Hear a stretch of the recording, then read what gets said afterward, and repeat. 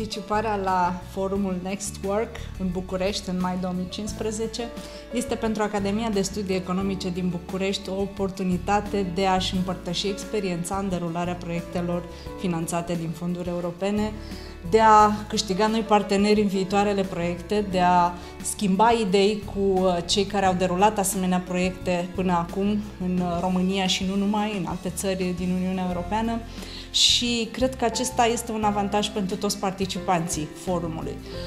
Domenii precum resursele umane, tehnologia informației, cercetarea fundamentală sunt de mare interes pentru universitatea noastră, precum sunt și cele sectoriale. Turismul și agricultura sunt două domenii importante în economia românească și Academia de Studii Economice din București se va implica foarte mult în derularea proiectelor pe aceste sectoare de activitate.